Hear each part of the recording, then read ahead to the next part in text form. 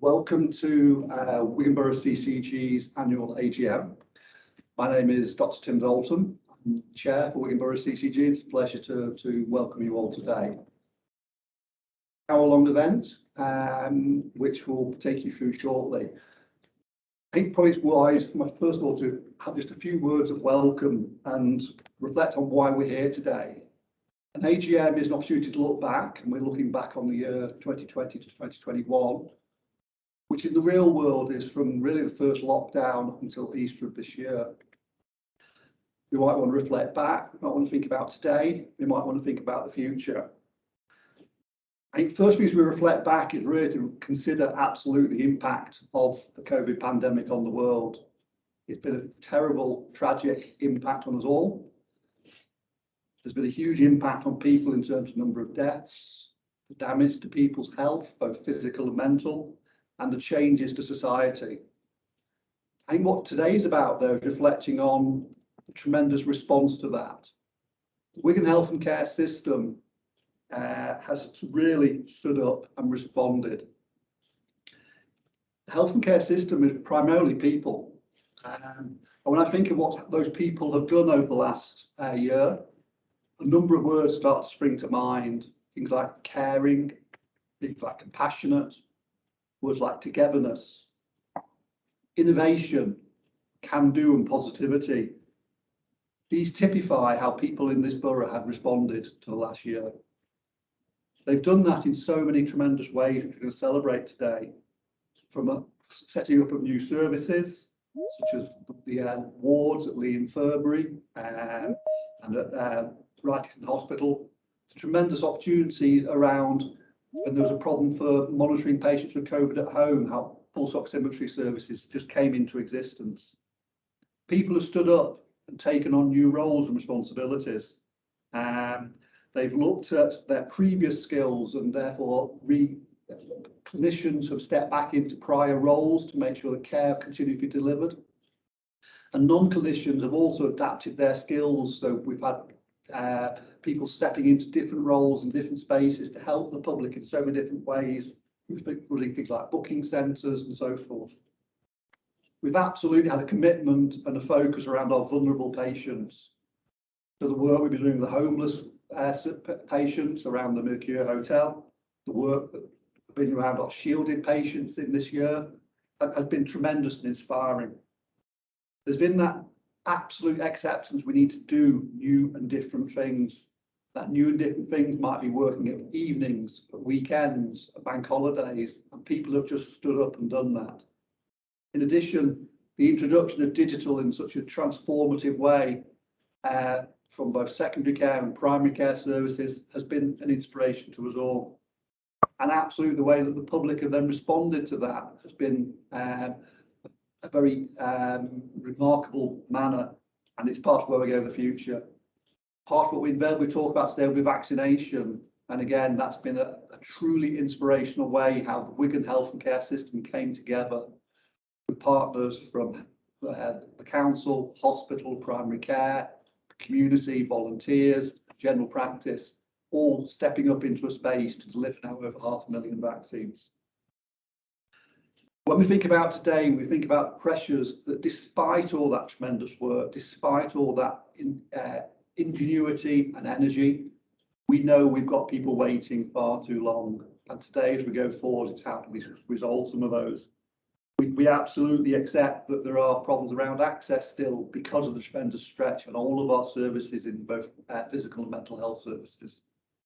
We are absolutely aware of the huge mental health impacts on our population at large and the financial consequences of the pandemic.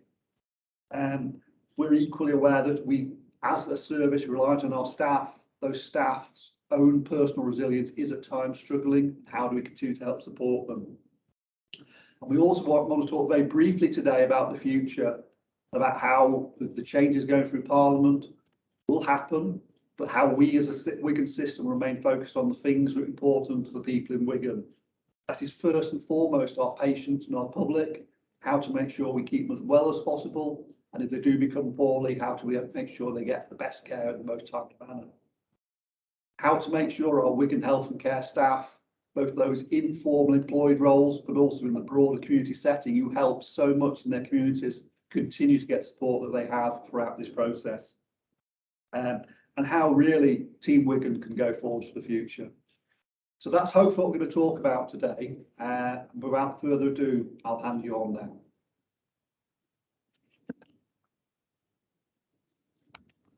Thank you, Tim. So, for those of you who don't know me, I am Craig Harris. I'm the accountable officer for Wigan Borough CCG, and I'm just going to give a little update in relation to our duties, some of our deliverables, some of our achievements, but before I start, I just wanted to echo Dr. Dalton's sentiments. Our AGM is a celebration of what we've achieved, and also a look forward about our ambitions and delivering our future sort of aspirations. However, we do need to recognise that the last year has, for many, impacted tragically on families, friends, individuals due to the global pandemic. You'll hear a lot of what we've done in and through managing COVID, and this has been very challenging, but I did want to thank all of the staff in health and care services, in primary care and community, and in the hospital, our public sector colleagues in the council, the ambulance service, the police and fire service, and all of our community volunteers, our voluntary sector and faith groups, and our citizens and public. It's been an extremely challenging time, and I think Wigan has travelled this journey together, and it has made us stronger as a borough. So thank you on behalf of the CCG, myself personally, and my senior management team. So if we just go to the presentation. Our corporate objectives are outlined here, and we've very much kept these in keeping with the Wigan Deal 2030, which describes our part as an NHS body, as a CCG, a public sector organisation, and your part. And the your part refers to our partners, refers to staff, refers to the public and community. We had four priorities: commissioning health and care services, equality and inclusion, innovation and sustainability, and obviously financial affordability. And here, our part and your part.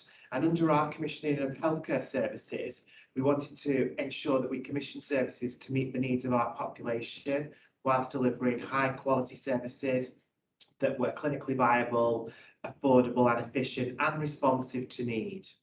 In relation to our equality inclusion, we wanted to ensure that as a full partnership, we had fair and equitable access to services, and that we made sure that everybody was able to offer and fulfil their potential to live longer lives and happier, healthier lives. And that links to our locality plan, Happy Healthy People. Our innovation and sustainability is thinking about how we're going to implement some of our initiatives in relation to transformation, and how we ensure that we use our Wigan pound wisely. And our financial affordability is making sure we get the best use out of our totality of resources across the public sector. And we worked with a lot of our communities, our partners and representatives from Wigan to talk about what that will mean for individuals and how they can contribute to delivering our corporate objectives. So that's sort of what we've been guiding us throughout the last year, and indeed from previous years, as that we wanted to ensure that our corporate objectives, whilst tweaked, had a consistent approach to them. Our CCG duties, there's a whole list of duties required for us as CCGs, but what we've described here is what this has meant. So we had to change services in the NHS in response to the global pandemic. A lot of our services were restricted in relation to how individuals were accessing them due to our isolation, due to people being quarantined, and due to a whole range of other pressures that we saw throughout the NHS. We need to ensure that how we tackled health, infection and prevention control, how we put safe seals around our services, how we responded to keep our staff safe in delivering interventions for our individuals who had COVID or were potentially at risk of COVID. And that took a whole set of new innovations and initiatives to deliver that at pace and scale. We still needed to ensure that we promoted health and wellbeing services, because we knew that people's challenges in life were different to how they had been previously due to the impacts of COVID-19. But we also wanted to continue to empower people to take charge of their own lives and to actively contribute to their own health and well-being as well. So we need to ensure that people were still able to access support and be able to do that, even though some of the other services weren't necessarily available as they were previously. And one of our biggest challenges and opportunities was what I've described as our digital revolution, how we literally overnight took a different approach to digital technology and the benefits that's brought during the pandemic, accessing services. Many of us now can access GP appointments much more readily without taking huge amounts of time off work to go to surgery, to sit and wait for an appointment to speak to a GP, where it can be done in a different way that meets some of our needs much better. That's not to say that it's the only mechanism, but I do think it's a part of the real benefits we saw out of new ways of working through the pandemic. We wanted to also focus on our most vulnerable. So we've also seen that a number of people had to shield and isolate due to multiple clinical conditions, and therefore we needed to ensure that our humanitarian offer was different. And again, just want to thank all of the public sector services and our community volunteers for rallying around in delivering services for those individuals who needed it most. During all of this, we still managed to transact our mental health services and extract them from our previous mental health provider, North West Boroughs, that I want to thank, and move them to our Greater Manchester mental health provider, which is Greater Manchester Mental Health Trust. This was really important because it happened during the pandemic, but it was best for patients and staff and our overall mental health programme. And that's really important that we continued with delivering some of our core business. We also wanted to ensure that we could work with people and their strengths in the community. So the assets that a lot of people bring to the table in Wigan as a part of the Deal 2030. So we still continued with building on the assets, our strength-based conversations and our approach to community wealth building. The council has been a key partner that we've worked along side by side, shoulder to shoulder throughout all of this, and how we've utilised our totality of resources has been able to ensure that we can still deliver and meet our objectives that I described earlier, as well as still delivering core business and responding to the pandemic. And then finally, commissioning services to be the best they can be. We also knew that we would eventually start emerging out of the global pandemic and start to live with the impact of COVID-19. So we still needed to ensure that we had longevity in our approach to high quality provision of services for all of our residents in the borough. So here you'll see a number of highlights, just to bring a couple of them to life. I've already discussed the mental health one, but our urgent care team worked collaboratively with partners to implement urgent care by appointment. So this was about managing the demand of our urgent care services, our A&E departments, and how people access care when they're in an emergency. And that's seen huge improvements, and it still saw Wigan in one of the highest performing services for urgent care across Greater Manchester. Over the last 12 months, general practice has also transformed and, as I said earlier, embraced digital working in collaboration with neighbourhoods. And again, this has been a huge success and something I think we would want to celebrate. And also, just finally, to support patient flow, we've had where patients were fit for discharge, we had a GP-led ward at the infirmary that provided 10 beds. And on the back success of that, we've now started to consider what other services we can have that are non-hospital led, driven by community to help patient flow both in and out of the hospital and get people back to their home or as close to home as quickly as possible. And again, I think that's something that is really important for our future. So I'll hand over to Paul McKevitt now, who's our Chief Finance Officer, to go through the accounts for 2021. Yeah, thanks, Craig. Good morning, everyone. So another duty of the CCG is to prepare final accounts for the accounting year 2021. So I'll briefly take you through what's happened financially in 2021 and the outlook in 2020, 21, 22 and beyond. And the first is like, as Craig's pointed out and Tim earlier, we have a lot of duties as a CCG, and one of them are in terms of how we manage our finances.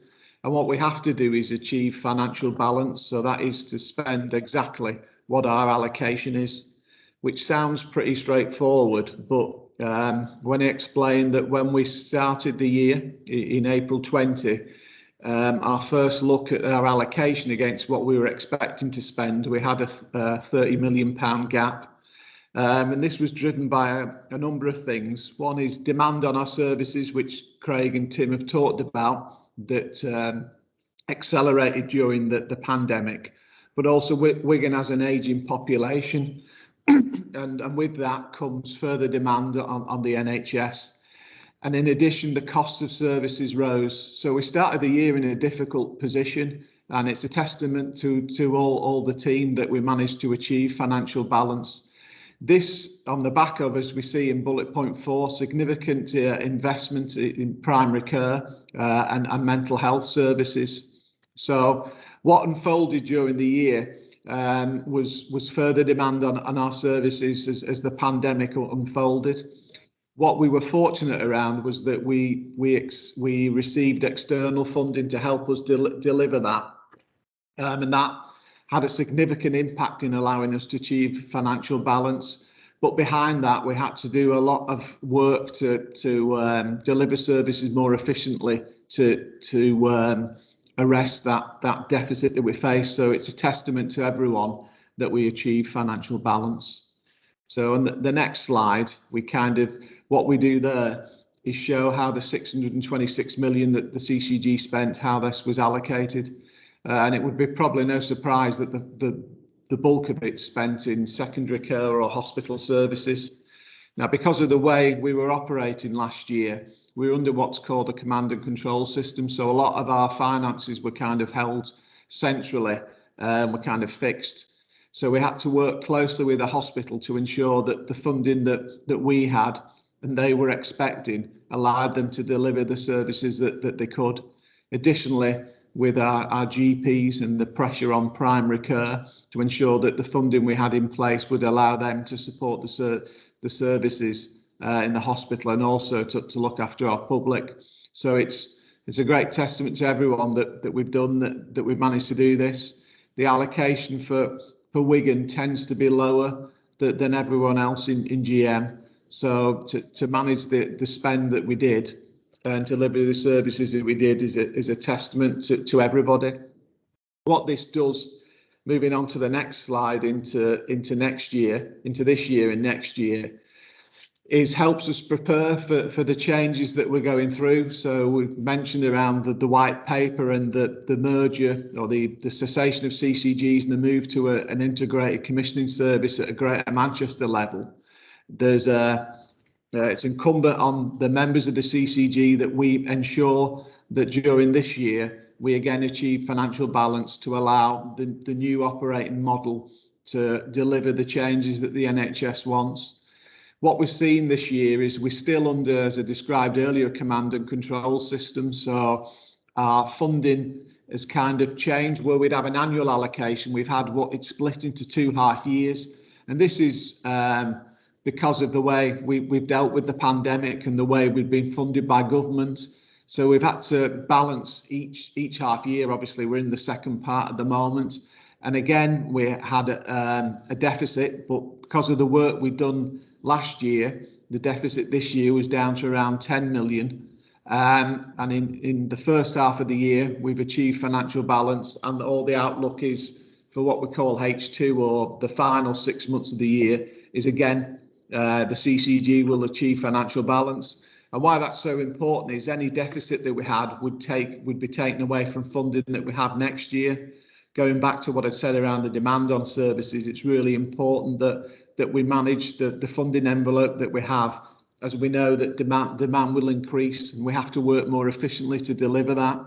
How we're going to do that in the new world, going beyond 21-22, is continue what Craig and Tim have outlined and what we've talked about in previous AGMs, is about working closely with our partners in Wigan, so the hospital, the council and the voluntary services, to make sure that we spend the Wigan pound in the most effective way. So we'll be looking to continue that work in the new operating model. And then if we move on to the final slide, just the key messages really for the future are that we've done really well to arrest what was a significant financial deficit in previous years, and go into the next couple of years in a strong position. But we can't stop what we're doing. We've got to do more of the same. So we've got to continue with that. I'd just like to finish by thanking my finance team for the work that they've done to produce the accounts. As you see on this presentation today, we've been working remotely, and the finance team have had to work remotely and sign off the accounts in the normal timescale while working remotely with the new team. So I'd like to thank Ella Bailey, who's been responsible for this, for doing what we take for granted, and the finance team for getting the accounts done on time and signed off by the auditors. So thank you.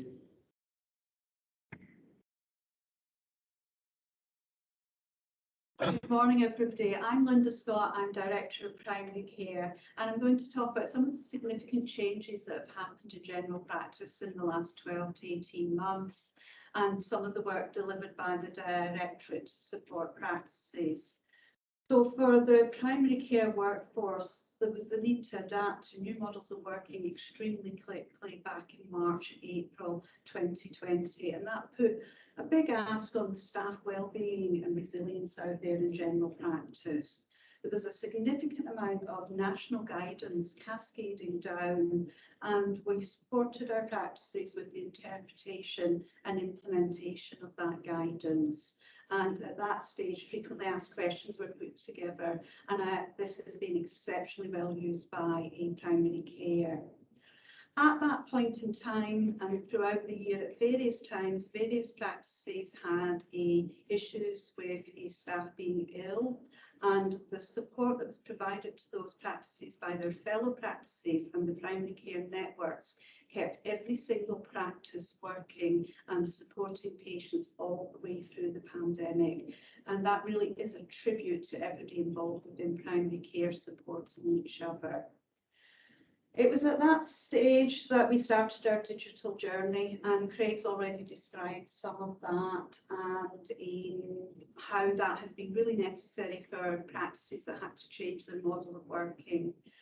And our amount of contact has increased throughout the 12 months and continues to increase. So at this point in time, there's 120,000 contacts into primary care every month in the borough. And 70% of that roughly is done online. We had to implement very quickly, and practices took this on board exceptionally quickly. But the feeling is that there's still a lot that practices would like to share with each other about learning. So learning sets have been put together with practices working together to understand what works for them and works for patients. And that will continue on so that we really harness the full potential of our digital colleagues and support that we put in there. Prior to the pandemic, 48% of all contact was resolved within a 24-hour period. That's changed really significantly. That's now increased to 62% of when patients contact a practice, they are able to have the reason for contact resolved within that time period. And that is a good During April, it became more and more clear that we had to ensure that we weren't mixing patients that had COVID with people that did not have COVID, but maybe were displaying similar symptoms. So hot clinics were set up at that stage, and then visits to people within their own homes were also set up. That runs to this time. There's over 300 appointments a week in that service. What that does, it ensures that patients are seen when they're needed to be seen, that it's a safe environment for our patients and staff. And an interesting fact is, of those 300 appointments, about 70% of them are actually for children under the age of 7. These clinics will be continued to run over the next 6 months and will be reviewed. And during the year as well, new roles have come into our practices, and we have taken on 130 extra staff across the primary care networks. And that includes clinical pharmacists, first contact physios, mental health practitioners and care coordinators. And they are really the staff that will support practices to see patients, so that patients can see the right professional for the need that they have at that point in time. That has been a lot of work for practices, and particularly the primary care networks, and actually integrated into primary care. But they are the workforce that will support primary care to meet the needs of our population moving forward. In amongst all of this change, there is a national patient survey run every single year, and our overall satisfaction rate reported by our patients has been 86%, which is above the national average of 83%.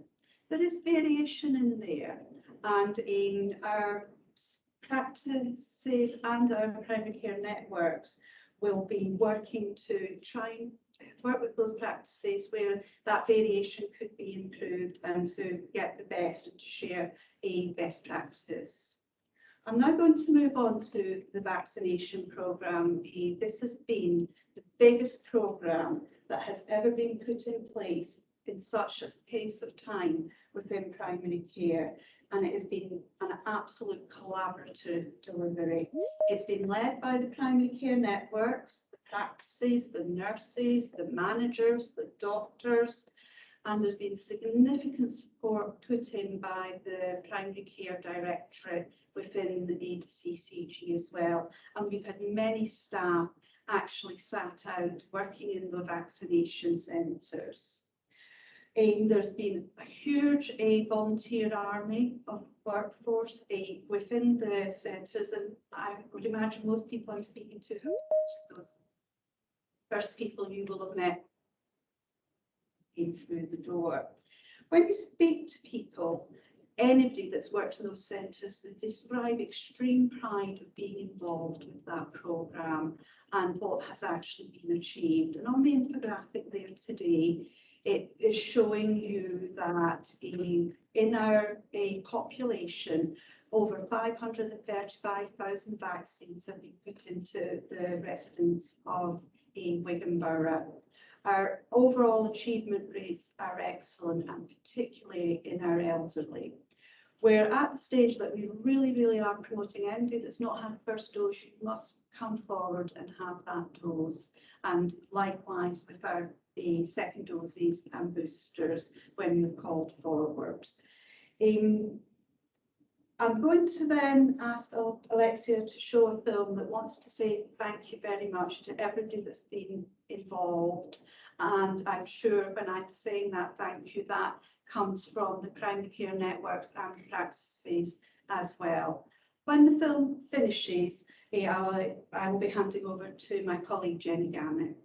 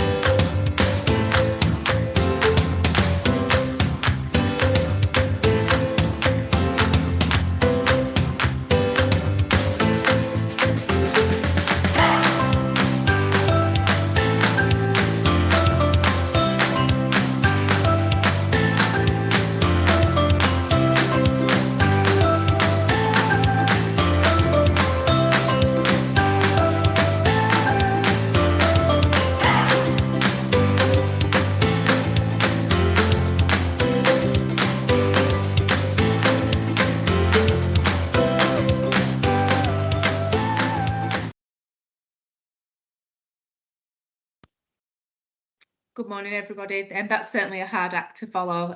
So my name's Jenny Gammack. I'm the Interim Director of Commissioning and Transformation at the CCG. I think, as obviously colleagues have outlined this morning, certainly for commissioning and transformation, it's been quite a strange year because of the command and control environment that we've been in, and how we enact and transact our contracts has been nationally described. But that certainly hasn't stifled some of the transformation and innovation that's been delivered by the Directorate. And what I wanted to do is obviously just share with you some of the highlights, but these are by no means all of them. So from a children's and maternity perspective, in collaboration with Wrightington, Wigan and Lee Foundation Trust, we've implemented and funded a specialist perinatal midwife. The person has commenced in role, and they're supporting women and families pre and post birth around mental health issues. We've actually implemented a independent chair for our Maternity Voices partnership, and the lady in post is doing fantastic work in terms of really networking with patients, families, carers, and really inspiring people and actually asking for new cohorts of people to come forward. We've now got dads to be and dads with established families on our groups and our networks, which is just fantastic. And recently, in collaboration with the Wrightington, Wigan and Lee Foundation Trust and also the local authority, we did a summer relaunch of our Maternity Voices partnership at Hay Hall. And I'm sure colleagues and people on the call today will hear and see things via social media around our promotion around Maternity Voices. From a cancer and end-of-life perspective, we've had for a number of years a very successful Prehab for Cancer programme, which looks at medically optimising cancer patients pre-treatment. What we wanted to do, though, was take that a step further and actually look at cancer treatment and cancer support for patients, residents, families, pre, post or during cancer treatment. So we've just started a pilot with our breast cancer team, looking at the holistic management for cancer, working in collaboration with the Be Well team from the local authority, our GP clinical colleagues, and families to look at that. And we've successfully cohorting women onto the scheme to take part in motivational interviewing and actually looking at tailor-made exercise and support for them while they're undergoing their cancer journey. From an end-of-life perspective, we are one of the only boroughs across Greater Manchester who have an all-age and end-of-life strategy, which not only links adults but links children's as well. So we continue to work really well with our local hospices, with Wigan and Lee Hospice, with St Anne's Hospice, and also with Derry and House Children's Hospice around really delivering our ambitions for end-of-life care. We've recently implemented our EPACs. So this is the Electronic Palliative Care Coordination System, which is an electronic tool which provides a care plan for patients who are end of life, which really describes their wishes. So all agencies that are involved in the care of patients who are end of life can understand their wishes, where they would choose to have their care, where they would like to sort of end their last days. And it's working really well. So it doesn't matter if you're a GP, a community colleague, someone within the ambulance service, you can access the record and understand what's important to the patient. From a community and urgent care perspective, we've worked with our community providers to look at actually our designated settings around COVID and how we've flipped capacity to support patients and transfer some of those patients that are still COVID positive but actually don't need to be in an acute setting anymore, which actually frees up the hospital beds and allows for patients to flow. You've heard already today about the mental health transfer and how we successfully transferred our services over from North West Boroughs to our Greater Manchester Mental Health Service. And this is just allowing us to really sort of transform and describe a framework around how we want to transact future mental health services. And that's really been done through obviously the success of collaboration and the great networking that we've got in existence across the borough. From a planned care perspective, we were previously part of any qualified provider procurement across Greater Manchester. This year, we've been given the opportunity to actually bring that back in-house locally. So we've successfully completed a procurement and mobilised services for non-obstetric ultrasound, MRI for head and neck, and also for hearing loss. And we actually mobilised that service at the beginning of October, which sees local provision for local patients. Within Wigan, as well as part of our restoration and recovery, we've always been very successful around advice and guidance, which is an alternative to a referral. I would like to commend the team because we're second in the league table for across Greater Manchester, but we know we can go a step further, and we're looking at really working with partners around how we enhance our utilisation of advice and guidance. And as part of the restoration and recovery, as Tim described earlier, in terms of the number of patients waiting, we've just launched our While You're Waiting initiative, so waiting well, working with the local authority, our acute provider, and also Health Watch around signposting and alternatives to support patients while they're waiting. If I will look at the year ahead, we are refreshing our locality plan, which will bring together our ambition for the borough, the long-term plan, and also the requirements of the operational plan, which just have a key focus, which I just want to highlight around a number of areas. So some of the key areas we will be looking at is actually the health and well-being, not just of our patients, but also of our staff.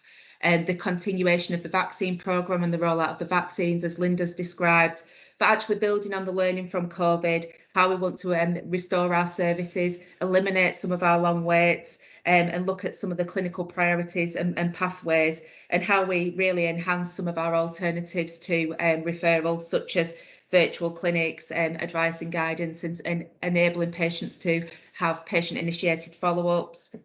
We will also be looking at our increased primary care capacity and access, and building on some of the remote consultations and the digital that's been described today, and transforming our community and urgent care services. So looking at more rehab and reablement services, and how we look to eliminate 12-week waits. Thank you. 12-hour waits. Thank you.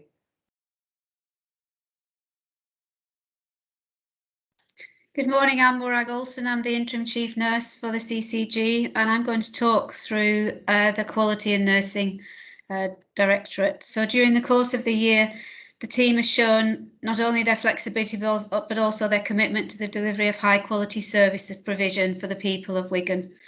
During the ever-changing landscape of the pandemic, many individuals were redeployed to support other teams across the NHS family and the council.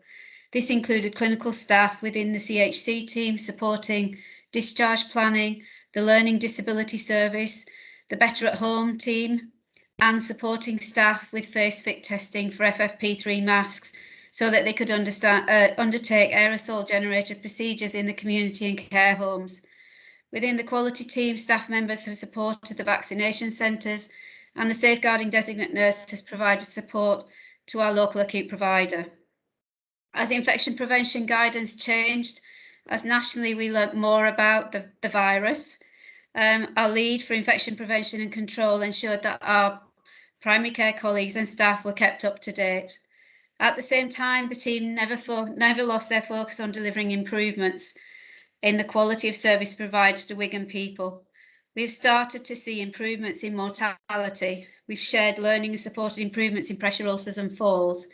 We've maintained the quality standards in relation to some of our most complex and vulnerable people, and we have continued to share learning from serious safeguarding reviews to inform and improve practice and drive quality. The team's focus and commitment to the delivery of high quality care through such challenging times was exemplary, bearing in mind that most were working from home, as previously stated by Craig. Their support of each other, ensuring that the team values and camaraderie continued, is testament to the improvements that we have seen. Thank you.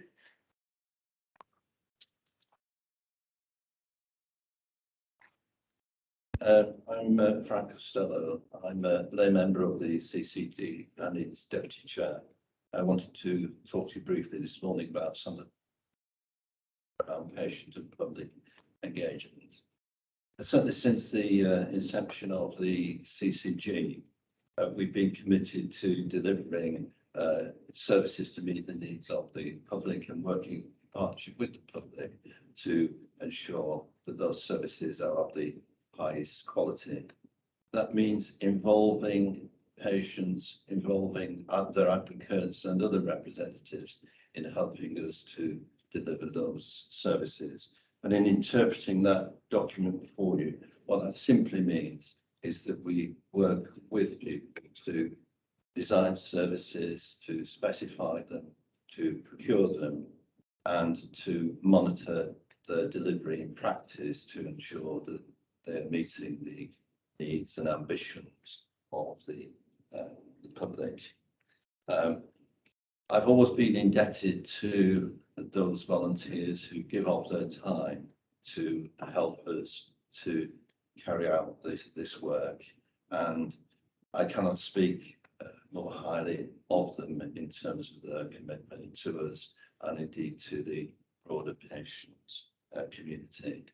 But it's not just only in that context that they've worked, but they've also helped us through the engagement group and the patient forum to review things like the locality plan, which represents the blueprint of service delivery for the next 5 years or so, to make sure that it is in fact attuned to the needs.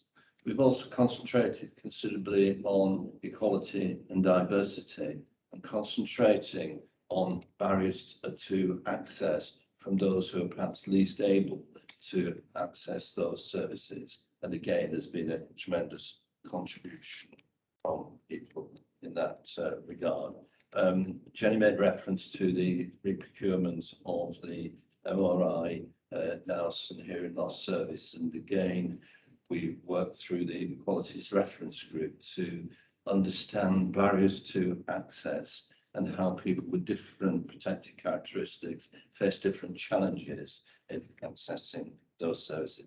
And finally, in that regard, the readers panel and the work they do with us to ensure that literature that we are putting out into the community actually is understandable and readable in the right form and touches the right sort of sentiments. Certainly we've had highlights through the year, and one that we're particularly proud of is that we been categorised as outstanding by NHS England for our involvement work, and that doesn't come easily, and it's testament to considerable amount of work that has gone in from our, I would stress, small engagement team. You've heard a lot about vaccinations and the successes that have come from it. What you've perhaps not heard is the lengths that some of them had to go to actually promote uptake, and that included knocking on 650 doors in the Marsh Green area to actually encourage people to take up the vaccination, and equally to understand what might be preventing them from so doing. We also undertook some equality assessment work to understand those barriers and how we might address them. We spoke to minority groups to allay their fears and to address misinformation that might be circulating. We reached out to the travelling community and produced regular bulletins to encourage people to uptake the vaccine. We've heard about the Maternity Voices Partnership, and that grew out of the need to improve services and to listen to service users about some of the perceived shortcomings, perhaps without overstating it, but equally where we might make it a better experience. And we've heard that we've addressed that. You said, we listened, and we can demonstrate that it is worthwhile for people to be involved if that results in changes to services. And that certainly is a success going forward. Social media, clearly it's been very challenging for us in that previously we worked through social interaction with people through meetings, going out there, talking within the communities and so on. It's not been possible to do that to anything like the same extent this year, and we've had to rely on digital connections and so on. But that perhaps has provided us with an opportunity to build on that going forward and to capture a wider church of opinion that will help us in planning services in the new era. As far as the future is concerned, Certainly, we will need to support COVID and the vaccination programme. And as already been mentioned, the CCG will cease to exist on the 31st of March next year, when we will move into a GM setting. And it's vital that within that, the voice of the patient, the voice of the public, residents, service users, consumers, etc., is heard. And it will be our endeavour to try to ensure that that happens. And one thing I'm particularly proud of is the way we've also managed, working with our community, to develop our estates. And we've seen recently, with work starting at Aspel and the work that the patient community did there to help us to address things like improving access for people with disabilities and so forth. So it really does meet their needs.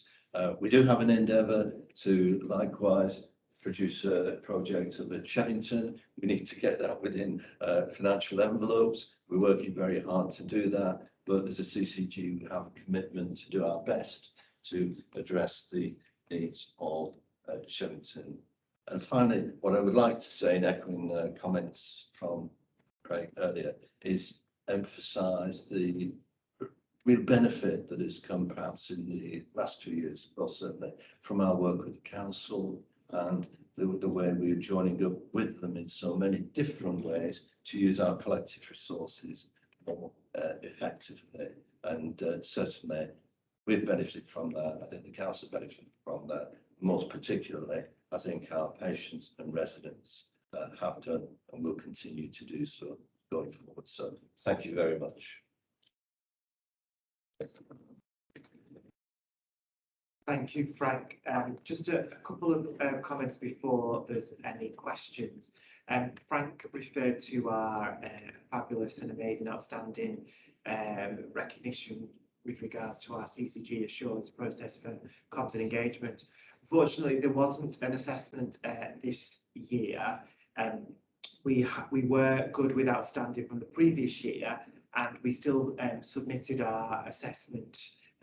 However, NHS England decided not to rate CCG, so we carried our assessment over. But I think it was important, as we were working towards an overall outstanding rating, and the feedback was extremely positive, and felt that further progress had been made from our previous year.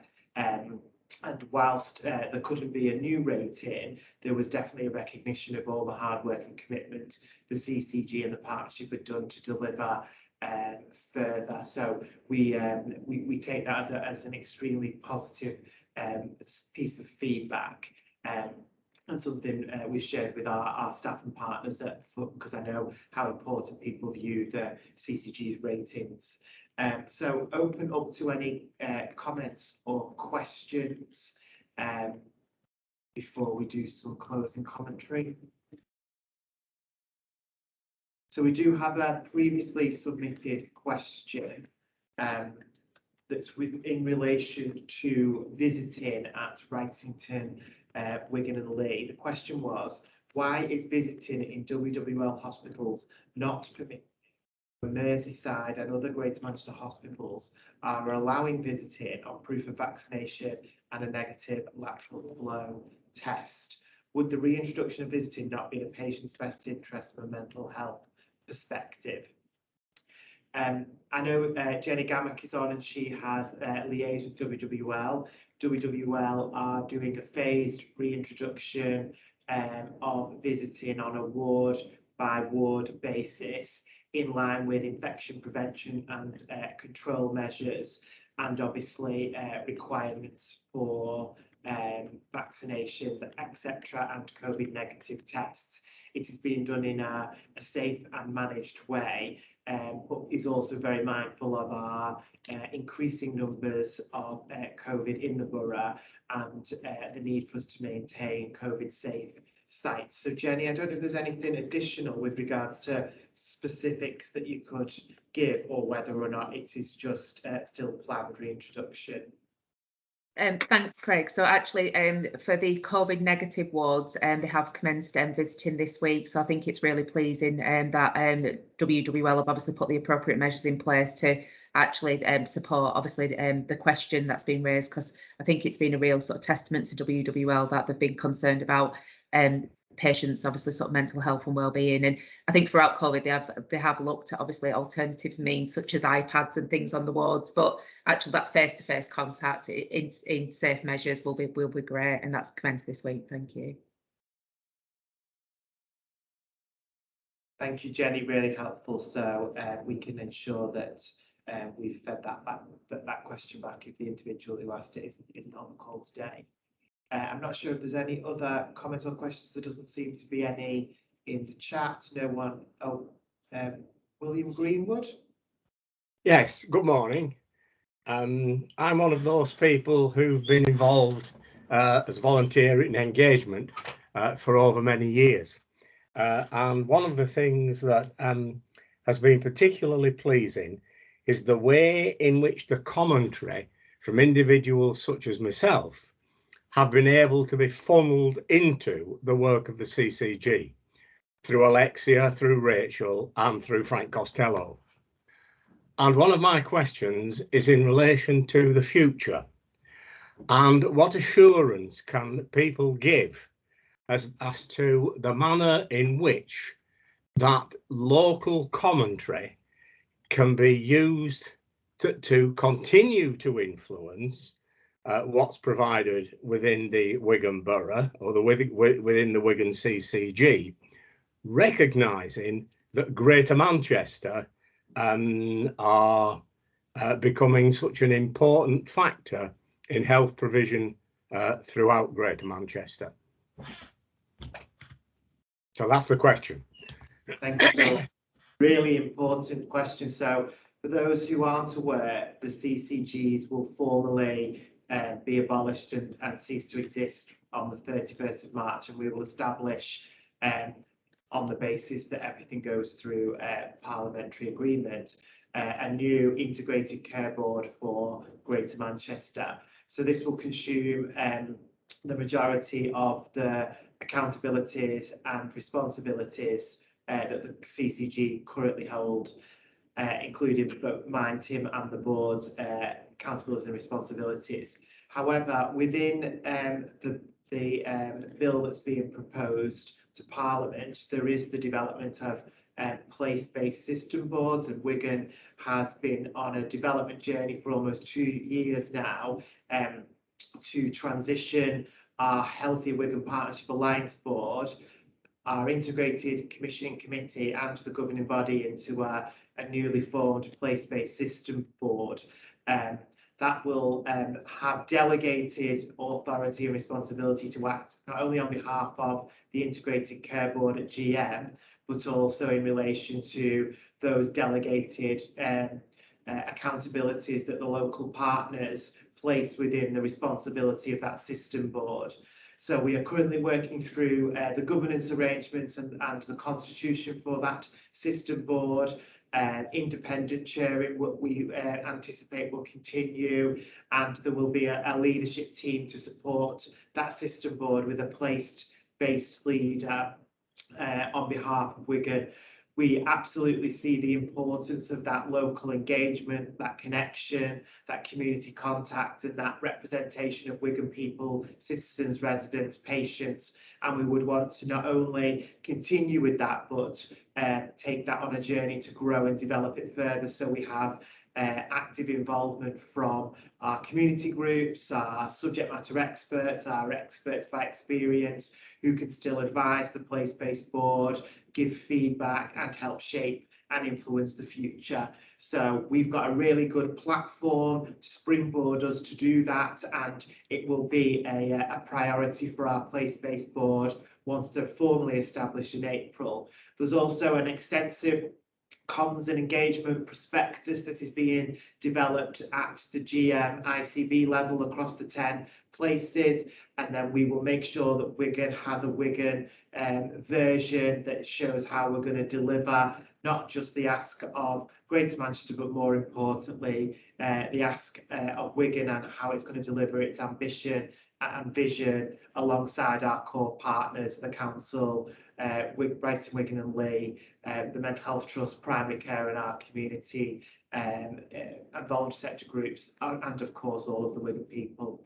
So hopefully that's given you some reassurance, Bill, in relation to the future and what we anticipate will happen. And we are working hard to ensure that we anchor all of this in place, as we feel that's where we're going to yield the best results.